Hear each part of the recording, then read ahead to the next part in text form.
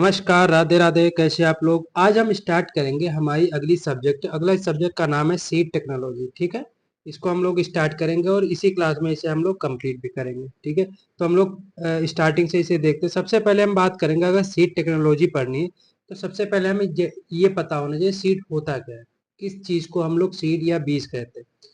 तो सीड जो होता है ये वानस्पतिक बीज, एक निषेचित अंडाकार होता है जिसमें अक्षुण भ्रूण, संचित भोजन और बीज कोट होते हैं जो वेरिएबल होते हैं। क्या होते हैं? वेरिएबल होते हैं और अंकुरित होने की क्षमता प्राप्त करते हैं। ठीक है, मतलब एक जो बीज होता है वो कैसा होता है? वेजिटेटिव होता है और निषेचित अंडाकार होता है। किस तरीके का होता है? ये फर्टिलाइज्ड अंडे के आकार का होता है। इसमें क्या होता है? एक एम्ब्रियो होता है, इसमें फूड स्टोरेज होता है और सीड कोट होते हैं। ठीक, तीन चीजें इसमें पाई जाती है। ठीक है, अगला बात करते हैं जो व्यवहार्य या इसे क्या कहते हैं? वाइबल होता है और अंकुरित होने की क्षमता होती है, उसे हम लोग क्या कहते हैं? सीड कहते हैं। अब बात करते हैं राष्ट्रीय या भारतीय बीज अधिनियम कब पारित हुआ? 1966 में। ठीक है, नेशनल सीड एक्ट कब पारित हुआ? 1966 में। नेशनल सीड कारपोरेशन कब बना? 1963 में। ठीक है, तो नेशनल सीड कॉरपोरेशन कब बना? 1963 में। अब हम बात करते हैं क्लासेस ऑफ सीड। सीड के कितनी क्लास होती है? ठीक है, तो अगर क्लासेस ऑफ सीड की बात, कितने प्रकार के सीड होते हैं, तो मुख्य 5 प्रकार के सीड माने जाते हैं। कितने? 5 प्रकार के। पहला है नाभिक बीज या जिसे न्यूक्लियस बोलते हैं। ये क्या होते हैं? ऐसे बीज बेहतर किस्म के प्रारंभिक बीज होते हैं, मतलब जो स्टार्टिंग के सबसे बीज होते हैं वो क्या होते हैं? वो न्यूक्लियस होते हैं, नाभिक बीज होते हैं और बहुत सीमित मात्रा में उपलब्ध रहते हैं। ठीक है, इनकी जो मात्रा होती है, क्वांटिटी होगी, क्या होगी? बहुत सीमित होती है, लिमिटेड होती है। इसका उत्पादन सीधे अनुसंधान संस्थान में प्लांट ब्रीडर द्वारा किया जाता है। ठीक है, जो हमारे इंस्टीट्यूट होते हैं, रिसर्च इंस्टीट्यूट, उसमें इनका जो है उत्पादन किया जाता है। इसमें अधिकतम आनुवांशिक शुद्धता वाले जो होते हैं, वो इसमें जो प्रजातियां होती है या जो बीज होते हैं उसमें कितनी आनुवांशिकता शुद्धता होती है? 100% होती है। ठीक है, इसमें शुद्धता परसेंट की बात करें तो कितने होते हैं? 100% होती है। अगला जो सीड है हमारा, ब्रीडर सीड है या प्रजनक सीड है। इसे प्रजनक कहेंगे या ब्रीडर कहेंगे, या नाभिक बीज की संतान होती है। ठीक है, नाभिक बीज से हम क्या बनाते हैं? प्रजनक बीज बनाते हैं। ठीक है, अनुसंधान संस्थान में पादप प्रजनक की सख्त निगरानी में इसका उत्पादन होता है। ठीक है, जो प्लांट ब्रीडर होता है उसकी जो निगरानी होती है या उसकी देखरेख में इसका उत्पादन होता है। ब्रीडर बीज का उपयोग आधार बीज का उत्पादन करने के लिए किया जाता है। ठीक है, मतलब जो फाउंडेशन सीड है उसका उपयोग करने के लिए किसका यूज करते हैं? ब्रीडर सीड का। आनुवांशिक और भौतिक शुद्धता लगभग नाभिक बीज के समान होती है, मतलब लगभग 100% होती है। इसकी भी शुद्धता की बात करते हैं। इस बीज के थैले पर सुनहरे पीले रंग का टैग लगा होता है। अगर टैग की बात करते हैं तो इसमें कैसा टैग होता है? येलो होता है। क्या होता है? येलो होता है। ठीक है, टैग कैसा होता है? येलो होता है। ये सब अभी हम आपको ट्रिक के द्वारा बताएंगे कि इसमें कौन कौन से टैग होते हैं। अब अगला क्या है? Foundation seed. अगला कौन सा सीड है हमारा? फाउंडेशन। सबसे पहले हमारा क्या बना? न्यूक्लियस। न्यूक्लियस से बन क्या बना? ब्रीडर। ब्रीडर से अब क्या बनेगा? फाउंडेशन। यह प्रजनक बीज की संतान होती है। ऑब्वियस सी बात है, ये ब्रीडर से बनता है। इसे मदर सीड के रूप में भी जाना जाता है और यह पंजीकृत एवं प्रमाणित बीज वर्गों का स्रोत है। मतलब इसे कौन सा बीज कहते हैं? इसे मदर सीड भी कहते हैं। क्या कहते हैं? मदर सीड भी कहते हैं। क्यों? क्योंकि इससे जो है दो सीड मिलके निकलते हैं, रजिस्टर्ड। ठीक है, या इससे डायरेक्ट हम लोग क्या बना सकते हैं? Certified seed. ठीक है, दो सीड इससे मिलके बने होते हैं, इसीलिए इसको क्या कहते हैं? मदर सीड के नाम से जाना जाता है। अगर इसमें जेनेटिक प्योरिटी की बात करते हैं, 99.9% में शुद्धता होती है। हालांकि भौतिक शुद्धता 98% होती है। अगर फिजिकल की बात करते हैं तो 98%। अगर आनुवांशिक रूप की बात करते हैं तो 99.9%। यह देश में मुख्य रूप से नेशनल सीड कारपोरेशन द्वारा उत्पादित किया जाता है। ठीक है, यह सरकारी खेतों पर, प्रयोग स्टेशनों पर, कृषि विश्वविद्यालय, जो राज्य सीड प्रमाणीकरण एजेंसियां होती हैं, उनके अनुसंधान संस्थानों, वैज्ञानिकों के विशेषज्ञ की सख्त निगरानी में कृषक के खेत में उत्पादित किया जाता है। ठीक है, अगला बात करते हैं इसमें टैग की बात करेंगे तो टैग का आधार कैसा होता है? सफेद रंग का होता है। टैग कैसा होता है? सफेद रंग का होता है। किसमें? फाउंडेशन में। अब हम बात करते हैं रजिस्टर्ड की। यह आधार बीज या पंजीकृत बीज से भी उत्पन्न होता है। ठीक है, या ब्रीडर जो फाउंडेशन सीड होता है या जिसे हम रजिस्टर्ड बोलते हैं, ठीक है, इससे भी उत्पन्न होता है। इसकी संतोषजनक आनुवंशिक पहचान और शुद्धता होती है। भारत में आमतौर पर इसे छोड़ दिया जाता है और प्रमाणित बीज सीधे ही आधार बीज से पैदा होता है। ठीक है, इस प्रकार भारत में उत्पन्न उन्नत जो बीज उत्पादन होता है 3 श्रेणियों में होता है। प्रजनक, जिसे हम ब्रीडर बोलते हैं, फाउंडेशन और सर्टिफाइड। ठीक है, इसमें थैलियों पर बैंगनी या पर्पल कलर के जो ऑरेंज होता है, ऑरेंज कलर, पर्पल ऑरेंज होता है, उसका रंग का टैग होता है। इसमें जो हमारा क्या होता है, अभी मैंने आपको बताया रजिस्टर्ड में। ठीक है, अब हम बात करते हैं सर्टिफाइड। अब हम जो हमारा सीड का प्रकार है अगला कौन सा, सर्टिफाइड सीड की बात करेंगे। यह भारत में आधार बीज से तैयार किए जाते हैं। ये किससे तैयार किए जाते हैं, फाउंडेशन से तैयार किए, एवं स्वयं प्रमाणित बीज की संतत भी हो सकता है। ठीक है, इसकी संतोषजनक आनुवांशिक पहचान और शुद्धता होती है। मतलब ये कहा जा रहा है कि जो हमारा फाउंडेशन सीड है, इससे या पहले रजिस्टर्ड हम सीड उत्पन्न करेंगे, उसके बाद हम लोग सर्टिफाइड सीड उत्पन्न करेंगे। ठीक है, या फाउंडेशन से हम लोग, इंडिया में क्या होता है, फाउंडेशन से रजिस्टर्ड को हटा के सीधे कौन सा बीज भी उत्पन्न किया जाता है, सर्टिफाइड सीड जो है उत्पन्न किया जा सकता है। ठीक है, तो रजिस्टर्ड वाला मैटर क्या होता है, बीच में खत्म हो जाता है। ठीक है, अगला बात करते हैं, यह राज्य बीज प्रमाणन एजेंसी द्वारा अनुमोदित और प्रमाणित होता है। बैग का जो टैग टैग का कलर होता है कैसा होता है, नीला होता है। कैसा, अजोरा नीला होता है। ठीक है, यह किसानों को व्यावसायिक फसल उत्पादन के लिए सामान्य वितरण के लिए उपलब्ध होता है। ठीक है, जो किसानों के लिए बीज उत्पन्न वितरण के लिए उपलब्ध रहता है कौन सा होता है, सर्टिफाइड सीड होता है। कौन सा होता है, सर्टिफाइड सीड होता है। ठीक है, तो उम्मीद है हम लोगों ने जान लिया कि सर्टिफाइड सीड क्या होते हैं, रजिस्टर सीड क्या होते हैं। अब हमने आपको बताया था कि हम लोग इसके कलर के बारे में जानेंगे। सबसे पहले हमारा कौन सा सीड था, ब्रीडर था। ठीक है, ब्रीडर था। दूसरा हमारा कौन सा था, दूसरा हमारा फाउंडेशन था। ठीक है, तीसरा कलर का सीट कौन था, सॉरी तीसरा प्रकार का सीट कौन था, रजिस्टर्ड था। ठीक है, चौथा हमारा क्या था, चौथा हमारा क्या है, सर्टिफाइड थी। चौथा हमारा क्या है, सर्टिफाइड थी। ठीक है, तो अगर हम ब्रीडर की बात करें तो ब्रीडर का बी ले लेते हैं, और ये किसमें होता है, येलो, यानी वाई ले लेते हैं। ठीक है, फाउंडेशन का क्या लेते हैं, एफ डब्ल्यू। ठीक है, रजिस्टर्ड का क्या ले लेते हैं, आर पी। ठीक है, सर्टिफाइड का सी बी। ठीक है, अगर सर्टिफाइड है मतलब, तो कैसे याद करेंगे, सी बी, मतलब सर्टिफाइड का क्या हो गया, ब्लू, बी से क्या हो जाएगा, ब्लू, छोटा भीम याद कर सकते हैं ना। तो सी बी जो होता है क्या होता है, छोटा भीम होता है। ठीक है, बाय बाय कैसे करते हैं, बी वाई, मतलब जिसमें ब्रीडर होगा उसमें कौन सा कलर होगा, येलो होगा, एफ डब्ल्यू। ठीक है, मतलब फाउंडेशन में क्या होगा, व्हाइट कलर होगा, और जो हमारा रजिस्टर्ड होता है उसमें कौन सा कलर होगा, पर्पल कलर होगा। ठीक है, ऐसे याद कर सकते हैं। अगला हम बात करते हैं सीड वाइबिलिटी की, यस, बीज की व्यवहारिता के बारे में। बीजों की व्यवहारिता को बीज की ऐसी क्षमता के रूप में परिभाषित किया जाता है जो कि कुछ विशिष्ट समय के लिए अंकुरण में सक्षम होता है। ठीक है, मतलब ये कहा जा रहा है जो इनकी वाइबिलिटी होती है, बिहेवियर होता है, वो ये होता है कि जो बीज की क्षमता होती है, ठीक है, वो कुछ समय के लिए, जो उनका विशेष एक समय होता है उसमें क्या होता है, अंकुरण करता है। ठीक है, उसे हम लोग क्या कहते हैं, सीड वाइबिलिटी कहते हैं, या बीज की व्यवहारिता कहते हैं। बीज व्यवहारिता जो सीड वाइबिलिटी परीक्षण होता है किन किन विधियों से होता है, उसको हम लोग जानेंगे। सबसे पहले बात करते हैं पोटेशियम परमैंगनेट विधि। ठीक है, सबसे पहला जो हमारा परीक्षण होता है कौन सा होता है, पोटेशियम परमैंगनेट विधि द्वारा होता है। यह बीज व्यवहार है या नहीं पता लगाने के लिए गुणात्मक परीक्षण होता है। कैसा होता है, गुणात्मक परीक्षण होता है। कैसा होता है, गुणात्मक परीक्षण होता है, इसे क्वालिटेटिव कहते हैं, क्या कहते हैं, क्वालिटेटिव मेथड कहते हैं। ठीक है, अगला जो हमारा परीक्षण है टेट्राजोलियम क्लोराइड परीक्षण, यह जैविक परीक्षण होता है। कैसा होता है, बायोलॉजिकल परीक्षण। ये भी आपके क्वेश्चन एग्जाम में आ सकता है कि जो सीड वाइबिलिटी होती है, बीज व्यवहारिता होती है, इसको नापने के लिए क्वालिटेटिव जो परीक्षण होता है कौन सा होता है, तो कौन सा होगा, पोटेशियम परमैंगनेट होता है। बायोलॉजिकल मेथड की बात करते हैं तो कैसा, टेट्राजोलियम क्लोराइड हो जाएगा। बीजों को 0.5 से 2 सेंटीमीटर, 2%, 2, 3, 5 ट्राईफिनाइल टेट्राजोलियम क्लोराइड के घोल में क्या करते हैं, भिगोते हैं।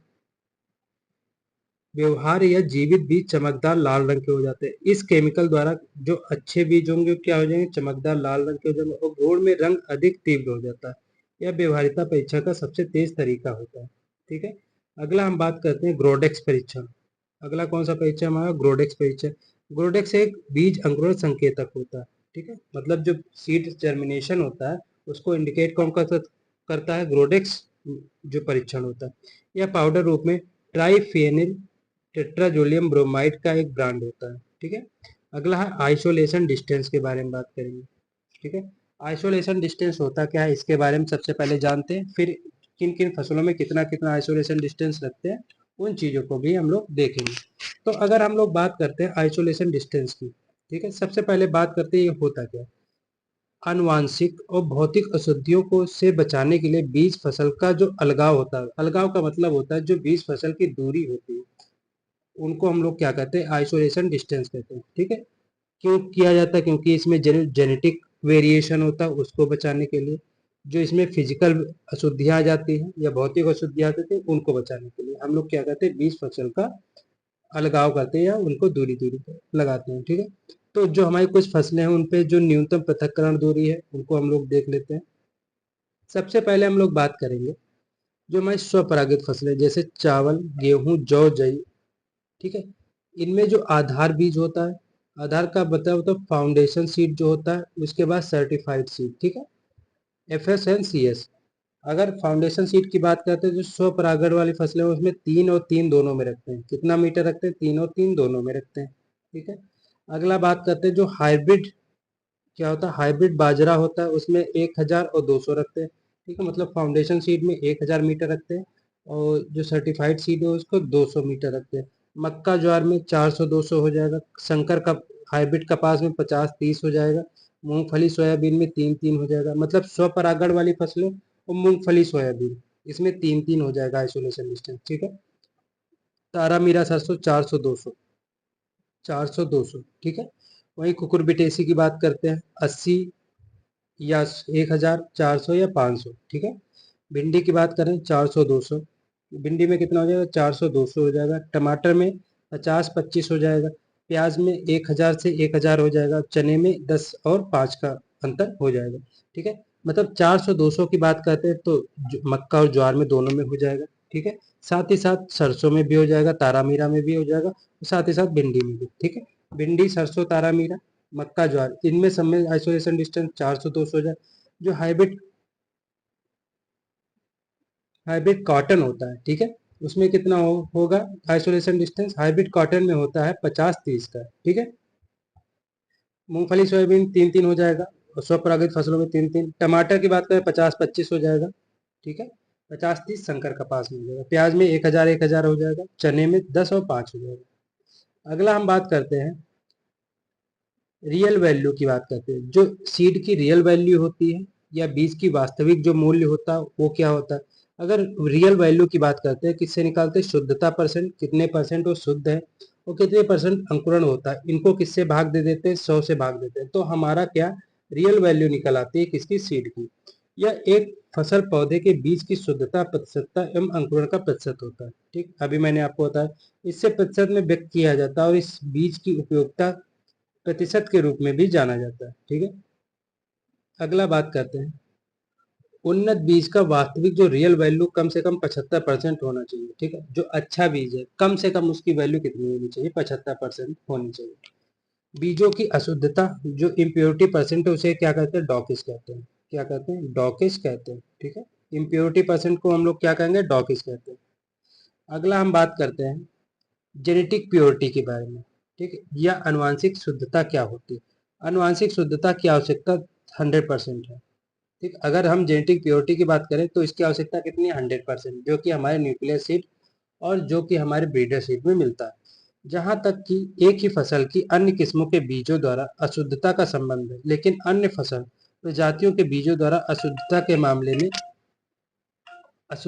मामले में केवल आधार बीज में 0.1% और अन्य बीजों में 0.05% जो होता है इसकी अनुमति होती है। ठीक है, मतलब ये क्या कहा जा रहा है, जो मतलब ये कहा जा रहा है कि जो प्योरिटी, जेनेटिक प्योरिटी परसेंट होना होता है वो कितना होना चाहिए, 100% होना चाहिए। ठीक है, साथ ही साथ अगर आधार बीज की बात करते हैं तो उसमें कम, ज्यादा से ज्यादा मैक्सिमम कितना होना चाहिए, इम्प्योरिटी 1% होनी चाहिए। ठीक है, वहीं अन्य सीड में कितना होना चाहिए, 0.05% होनी चाहिए। इतनी ही लिमिट दी जा सकती है, इसके आगे जो है इतने परसेंट के आगे क्या होता है, इसमें अशुद्धता नहीं होनी चाहिए। ठीक है, आधार बीज में 0.1%, अन्य बीजों में 0 से 0.5%। ठीक है, अब हम बात करते हैं सीड इंडेक्स की। सीड इंडेक्स होता क्या है? 100 बीजों का वजन। बीज सूचकांक मोटे बीज वाली जो फसलें होती है जैसे चना मक्का में इस्तेमाल किया जाता है, ठीक है। अगर जो मोटे बीज वाली फसलें हैं उसमें जब हम बीज सीड इंडेक्स निकालते हैं तो कितने बीजों का वजन करते हैं? 100 बीजों का वजन करते हैं। अगला हमारा टेस्ट वेट क्या होता है? इसमें 1000 बीजों का वजन क्या होता है, उसे क्या कहते हैं? टेस्ट वेट कहते हैं। इसमें चावल की बात करें 21 से 25 ग्राम होता है, गेहूं 40 से 42 ग्राम, जो कि छोटे बीज होते हैं, ठीक है। अगर बड़े बीजों को हम का वजन निकालना है तो उसे हम लोग क्या कहेंगे? सीड इंडेक्स कहेंगे, क्योंकि बड़े बीज हैं, 100 बीजों को लेते हैं। वहीं अगर हम बात करते हैं टेस्ट वेट की तो इसमें 1000 सीड होते हैं। कितने होते हैं? 1000, क्योंकि इसमें जो फसल होती है क्या होती है? छोटे आकार के इसमें बीज होते हैं। अगला बात करते हैं बीज गुणवत्ता सूचकांक, सीड क्वालिटी इंडेक्स, या बीज के अंकुरण की शक्ति, ठीक है। जितनी एबिलिटी के साथ बीज जर्मिनेशन होता है उसे क्या कहते हैं? सीड क्वालिटी इंडेक्स कहते हैं, ठीक है। मक्का में जो अंकुरण परसेंट होता है 90% होता है, जो फसलों में सबसे ज्यादा होता है, ठीक है। अगर फसलों में सबसे ज्यादा की बात करें तो किसमें होता है? मक्का में कितना? 90%। कपास में अंकुरण परसेंट कितना होता है? 65% होता है, जो कि फसलों में सबसे कम होता है। सबसे ज्यादा किसमें होता है? सबसे ज्यादा होता है हमारा मक्का में, सबसे कम किसमें होता है? कॉटन में होता है, ठीक है। अब हम बात करते हैं इस बीज की सुषुप्तावस्था या निद्रावस्था। अब ये क्या होता है? जिस समय बीज जो है एक्टिविटी नहीं कर रहा होता है, जिस समय वो शांत स्वभाव में पड़ा रहता है, ना जर्मिनेशन होता ना कुछ, और न मरता, वो पड़ा रहता है, क्योंकि उसको क्या मिलता है? उसके अकॉर्डिंग इन्वायरमेंट नहीं मिलता है। इसी को हम लोग क्या कहते हैं? बीज सुषुप्तावस्था कहते हैं। हम लोग पढ़ते हैं इसकी परिभाषा को। अंकुरण के लिए प्रदान की गई अनुकूलतम परिस्थितियों में भी अंकुरण होने में व्यवहार्य बीज की असमर्थता जो होती है उसे हम लोग क्या कहते हैं? बीज सुषुप्ता कहते हैं या निद्रा कहते हैं। सुषुप्तावस्था को तोड़ने के दो तरीके हैं, ठीक है। सुषुप्तावस्था दो तरीकों के से तोड़ा जा सकता है। पहला है स्कैरिफिकेशन। पहला क्या है? स्कैरिफिकेशन होता है कोई भी उपचार यानी फिजिकल या केमिकल जो सीड कोट को कमजोर कर देता है, स्कैरिफिकेशन कहलाता है, ठीक है। जहां पे सीड कोट को कमजोर कर दिया जाता है उसे क्या कहते हैं? स्कैरिफिकेशन। जैसे पोटेशियम नाइट्रेट सबसे मजबूत डोरमेंसी ब्रेकर होता है, KNO3, ठीक है। पोटेशियम नाइट्रेट सबसे ज्यादा जो है डोरमेंसी ब्रेकर माना जाता है। कितना परसेंट होता है? 1 से 3%। थायोयूरिया मुख्य रूप से आलू की सुसुप्ता अवस्था तोड़ने के लिए उपयोग किया जाता है, ठीक। अगला है स्ट्रेटिफिकेशन। एक स्केरिफिकेशन में सीड को क्या करते हैं? कमजोर करते हैं। स्ट्रेटिफिकेशन जो होता है ये नम एवं ठंडे तापमान से उपचार करके, ठीक है, क्या किया जाता है? जो नम और ठंडा तापमान होता है उससे उपचार किया जाता है, ठीक है। क्या किया जाता है? उससे उपचार किया जा सकता है, ठीक है। इसी को हम लोग क्या कहते हैं? चिलिंग कहते हैं। इसको हम लोग क्या कहेंगे? चिलिंग टेम्परेचर कहते हैं, ठीक है। ये हिंदी वाला भूल जाइए, ये बहुत पता नहीं क्या लिखा है, जंतज पंपी बंजवद, ये भूल जाइए, ठीक है। चिलिंग टेम्परेचर जो है या स्ट्रेटिफिकेशन कहलाता है, ठीक है। चिलिंग ट्रीटमेंट के लिए बीज को 12 से 14 घंटे के लिए 2 से 8 डिग्री सेल्सियस पर रखते हैं। कितने देर के लिए? लगभग आधे दिन के लिए, आधे से एक दिन के लिए 2 से 8 डिग्री सेल्सियस पे रखते हैं, ठीक है। अगला है आलू की सीड प्लॉट टेक्निक या बीज प्लॉट टेक्निक क्या होती है? पुष्कर नाथ द्वारा 1967 में विकसित की गई। कौन सी? सीड प्लॉट टेक्निक आलू की, ठीक है। यह देश के उत्तरी मैदानों में रोग युक्त जो वायरस का रोग होता है आलू में उससे रोग मुक्त है, ठीक है। वायरस एफिड द्वारा प्रेषित होते हैं। अप्रैल से अगस्त के दौरान आलू का न्यूक्लियस सीड तब पैदा होता है जब पहाड़ियों में एफिड की आबादी कम होती है। इसे मैदानी इलाकों में लगाया जाता है और अक्टूबर में बीज की फसल लगाने के लिए कोल्ड स्टोरेज में रखा जाता है। मतलब ये क्या कहा जा रहा है कि अप्रैल से अगस्त के बीच में क्या होता है? आलू का जो न्यूक्लियस सीड होता है, ठीक है, जो न्यूक्लियस का मतलब जो केंद्रीय बीज होता है, ठीक है, वो क्या होता है? पैदा होता है। लेकिन जो पहाड़ियां होती हैं उनमें क्या होता है? एफिड का प्रकोप होता है, ठीक है। तो उस समय क्या होता है? अप्रैल से अगस्त में पहाड़ियों में क्या होता है? एफिड की आबादी कम होती है। इसी कारण इसे मैदानी जो इलाके होते हैं वहां पे लगाया जाता है और अक्टूबर में बीज का फसल लगाने के लिए कोल्ड स्टोरेज में रख देते हैं, ठीक है। अब हम बात करते हैं बीजों की जो अन्य श्रेणियां होती हैं और कितने प्रकार के बीज होते हैं उनको हम लोग देखते हैं। सबसे पहले बात करते हैं रूढ़िवादी बीज या ऑर्थोडॉक्स सीड के बारे में, ठीक है। रूढ़िवादी बीज या ऑर्थोडॉक्स सीड के बारे में बात करते हैं। बीज कम तापमान और कम नमी की मात्रा में लंबे समय तक व्यवहार या वाइबल होते हैं, ठीक है। मतलब अगर कम टेम्परेचर देंगे और उसमें नमी की मात्रा क्या करेंगे, कम रखेंगे, तो लंबे समय तक वो क्या होते हैं, जीवित रह सकते हैं। ये कम तापमान पर अपनी व्यवहार्यता नहीं खोते, जैसे अनाज और फलियों के बीच। ठीक है, मतलब ऑर्थोडॉक्स हीट क्या होते हैं, रूढ़िवादी होते हैं। चाहे जितना इन्हें कम टेम्परेचर दे दो, चाहे जितने इसमें मॉइस्चर जो नमी की मात्रा है उसको कम कर दो, लेकिन ये क्या होता है, टस से मस नहीं होते। ठीक है, अगर बात करते हैं एग्जाम्पल की, तो अनाज वाले जो बीज हैं, वो फलियों वाले जो बीज हैं, ये क्या होते हैं, ऑर्थोडॉक्स सीड होते हैं। ठीक है, अब हम बात करते हैं रिक्लेटेंट सीड या पुनर्गणना सीड। ठीक है, जब बीज जब बीज की जो बीज होता है उसमें नमी की मात्रा क्या होती है, कम हो जाती है और कम तापमान पर लंबे समय तक व्यवहार नहीं रखते। ठीक है, ऑर्थोडॉक्स क्या था, इनको चाहे जितना कम टेम्परेचर दो, चाहे जितनी कम इसमें मॉइस्चर रख दो, ठीक है, लंबे समय तक बने रहते हैं।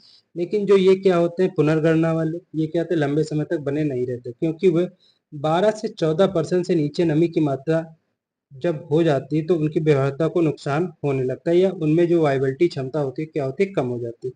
जैसे आम और नारियल के जो सीड होते हैं वो क्या होते हैं, पुनर्गणना बीज कहलाते हैं। ठीक है, अब हम बात करते हैं सीड एक्ट की। 19 दिसंबर 1966 को संसद द्वारा सीड एक्ट पारित हुआ और 1968 में इसको अधिसूचित किया गया। ठीक है, यह अधिनियम 2 अक्टूबर 1969 को पूरे देश में लागू हुआ। 66 में बना, 68 में अधिसूचित हुआ, 69 में लागू हो गया। बीज को आवश्यक वस्तु अधिनियम, ठीक है, इसेंशियल कमोडिटी जो एक्ट है 1955 के तहत एक आवश्यक वस्तु के रूप में घोषित किया गया। ठीक है, कब, 1955 में। बीज उत्पादन एजेंसियों की बात करते हैं। नेशनल सीड कारपोरेशन या राष्ट्रीय बीज निगम, यह 1963 में पंजीकृत की गई, रजिस्टर्ड की गई। भारत में बीज उद्योग के विकास को बढ़ावा देती है, विभिन्न फसलों के आधार बीजों का उत्पादन और आपूर्ति करती है। ठीक है, अगला बात करते हैं जो अन्य केंद्रीय बीज उत्पादन संस्थाएं क्या होती हैं, नाफेड जैसे हैं, कृभको है, एनएफएल है, एचआईएल है, आईएफएफडीसी है, और जो राज्य बीज निगम या स्टेट सीड काउंसिल जो होती है, ये क्या होता है, ये एनएससी के कार्यभार को कम करने के लिए किया जाता है। एनएससी क्या है, ये देश लेवल पे एक संस्था है जो बीज का कंट्रोल या बीज के बारे में मैनेजमेंट करती है। अगर राज्य स्तर की बात करते हैं तो जो राज्य बीज निगम है ये क्या करता है, बीज की देखभाल करता है। ठीक है, आधार व प्रमाणित बीज का उत्पादन और राज्य में आपूर्ति करता है, कौन सा, एसएससी। ठीक है, अगला बात करते हैं एगमार्क क्या होता है। कृषि उत्पादन अधिनियम 1937 के अनुसार कृषि और पशु उत्पादों की गुणवत्ता शुद्धता को व्यक्त करने के लिए राष्ट्रीय जो चिन्ह होता है उसे क्या कहते हैं, एगमार्क कहते हैं। ठीक है, एगमार्क की केंद्रीय प्रयोगशाला नागपुर में स्थित है। अगर प्रयोगशाला की बात करें, लैब कहाँ है, नागपुर में। जिसे आप लोग एगमार्क का चिन्ह नहीं देखते हैं, जिसमें एक वर्ग बना होता है बीच में, ये कहीं कहीं सफेद, सॉरी, कहीं कहीं लाल होता है, कहीं कहीं हरा होता है, कहीं कहीं सफेद होता है, तो ये क्या होता है, ये एगमार्क का चिन्ह होता है। ठीक है, तो हमारी जो सीड टेक्नोलॉजी की क्लास है, जो भी हमें नेमरा सुंडा में हमने आपको बताया था, वो कंप्लीट यहीं पे होती है। ठीक है, अब हम लोग अगली क्लास में पढ़ेंगे क्या, प्लांट फिजियोलॉजी। क्या पढ़ेंगे, प्लांट फिजियोलॉजी पढ़ेंगे। क्या पढ़ेंगे, प्लांट फिजियोलॉजी। ठीक है, तो दो चार सब्जेक्ट आपकी बची हुई हैं नेमरा सुंडा की जो ये बुक सीरीज चल रही है। ठीक है, उसके बाद हम लोग लगातार रेगुलर बेसिस पे हम लोग क्या करेंगे, जो एजीटीए है, UP triple S C AGT जो है, ठीक है, रेगुलर बेसिस पे हम लोग मॉक स्टार्ट करेंगे, डेली बेसिस पे। ठीक है, मॉक स्टार्ट करेंगे और अच्छे से मॉक देंगे, ज़्यादा से ज़्यादा क्वेश्चन अटेंड करने की कोशिश करेंगे। ठीक है, तो जब तक ये कंप्लीट नहीं होता इसे कंप्लीट करिए, और साथ ही साथ हमारा जो नेमरा सुंडा की एमसीक्यू सीरीज है, ठीक है, वो भी जरूर अटेंड करिए, क्योंकि इससे ही क्वेश्चन आपके बनाए गए हैं और हर क्वेश्चन में जो आपके ऑप्शन रहते हैं वो अच्छे ऑप्शन है, और हर ऑप्शन का एक जो आंसर होता है या क्वेश्चन होता है वो बनता है। ठीक है, तो उम्मीद है ये क्लास आपको पसंद आई होगी। मिलते हैं अगली क्लास में, तब तक के लिए धन्यवाद।